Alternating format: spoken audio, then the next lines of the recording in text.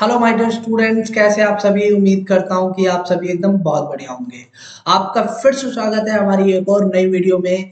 जैसा कि बच्चों आप सभी को पता है, आप लोगों के बोर्ड एग्जाम चालू है और हम आपके लिए लेकर आए हैं साइंस के एमसीक्यूज। जी हाँ, क्लास 10th के बहुत ही ज़्यादा इंपॉर्टेंट एमसीक्यूज हम चैप्टर वाइज लेकर आ रहे हैं। चैप्टर फर्स्ट और सेकंड की वीडियो हमने अपलोड कर दी है चैनल पर। अगर आपने अभी तक नहीं देखी है तो फटाफट से जाकर देख लीजिए। और चैप्टर थर्ड के हम यहाँ पर एमसीक्यूज लेकर आए हैं, जो कि आपका चैप्टर है धातु एवं अधातु। इस चैप्टर में किस तरह के एमसीक्यूज हैं फटाफट से देख लेते हैं। उससे पहले अगर आप हमारे चैनल पे नए हैं तो चैनल को सब्सक्राइब जरूर कर दीजिएगा, बेल आइकन प्रेस कर दीजिए। ये सारे लिंक अवेलेबल है, इन सभी लिंक्स पर जाकर आप हमें सपोर्ट कर सकते हैं। आप लोगों का प्यार यूं ही मिलता रहेगा तो हम दोगुने उत्साह के साथ लगातार काम करते रहेंगे। चलिए बच्चे, पहले प्रश्न की तरफ आ जाते हैं। इसमें पहला प्रश्न बोल रहा है कि इनमें से कौन सी धातु विद्युत अपघटनी द्वारा अपचयन द्वारा प्राप्त होती है। अपघटनी अपचयन द्वारा प्राप्त होती है मींस इलेक्ट्रोलाइटिक रिडक्शन प्रोसेस के थ्रू हमें इनमें से कौन सा मेटल प्राप्त होता है। तो बच्चों इसका राइट आंसर है ऑप्शन नंबर डी, हमें एल्युमिनियम प्राप्त होता है। जी हाँ, विद्युत अपघटनी अपचयन द्वारा हमें क्या प्राप्त होता है, हमें प्राप्त होता है एल्युमिनियम। नेक्स्ट प्रश्न की तरफ आ जाते हैं हम अपने दूसरे प्रश्न की तरफ। कह रहा है सिनाबार कौन सी धातु का अयस्क है। सिनाबार कौन सी धातु का अयस्क है। तो बच्चों सिनाबार जो है वो किसका अयस्क है, मरकरी का अयस्क है। पारद का पारद का अयस्क है मरकरी। इसका राइट आंसर है ऑप्शन नंबर डी। जी हाँ बच्चे, ऑप्शन नंबर डी आपका राइट आंसर है। तीसरे प्रश्न की तरफ हम चलते हैं। तीसरे प्रश्न में कह रहा है कि निम्नलिखित में से कौन सी विद्युत का चालक नहीं है। ऐसा कौन सा तत्व है जो विद्युत का चालक नहीं है। तो इसका राइट आंसर है ठोस, यहाँ पर पोटेशियम क्लोराइड। ठोस पोटेशियम क्लोराइड जो है वो आपका सॉलिड जो है पोटेशियम क्लोराइड वो विद्युत का चालक नहीं है। अगले प्रश्न की तरफ चलते हैं, प्रश्न संख्या चौथे की तरफ। प्रश्न संख्या चौथे में कह रहा है कि इनमें से कौन आयनिक यौगिक नहीं है। आयनिक यौगिक कौन सा नहीं है। सोडियम ऑक्साइड आयनिक यौगिक हैगा, मैग्नीशियम क्लोराइड भी हैगा, सोडियम क्लोराइड भी हैगा। पर हमारा राइट आंसर कौन सा है, हमारा राइट आंसर है कार्बन टेट्रा क्लोराइड। क्योंकि ये जो है ये एक आयनिक यौगिक नहीं है। कार्बन टेट्रा क्लोराइड कोई भी आयनिक यौगिक नहीं है, क्योंकि इनके बीच में किसी भी तरह का कोई रिलेशन क्रिएट नहीं हो सकता। ठीक है बच्चे, अपने पांचवें प्रश्न की तरफ हम चलते हैं। पांचवें प्रश्न में हमारा क्या है, पांचवें प्रश्न को देख लेते हैं। पांचवें प्रश्न में कह रहा है कि इनमें से कौन सी धातु का संबंध हीमोग्लोबिन के साथ है। तो हीमोग्लोबिन हमारे ब्लड में होता है और इनमें से कौन सी धातु है। इसका राइट आंसर है ऑप्शन डी, लोहा यानी फेरम। फेरम का जो संबंध है वो हमारे किसके साथ है, हीमोग्लोबिन के साथ है। ठीक है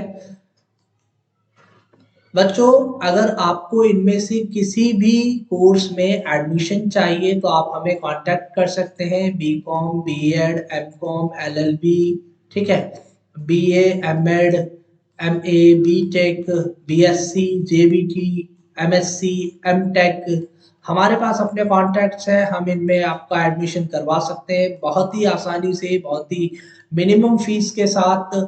इन सभी कोर्सेज में आपको एडमिशन मिल सकता है। जिन भी कॉलेज में आपको एडमिशन मिलेगा वो यूजीसी और गवर्नमेंट्स के द्वारा अप्रूव यूनिवर्सिटीज होंगी। यहाँ के बच्चे हमें कांटेक्ट कर सकते हैं। दिल्ली, यूपी, बिहार, हरियाणा, राजस्थान, झारखंड, पंजाब, मध्य प्रदेश, उत्तराखंड, गुजरात और वेस्ट बंगाल। किसी भी तरह की इंक्वायरी करने के लिए आप हमें कॉल कर सकते हैं 8860411939 पर। ठीक है बच्चे, आई होप आपको हमारी ये एडवर्टाइजमेंट समझ में आई होगी। चलते हैं अपने अगले प्रश्न की तरफ।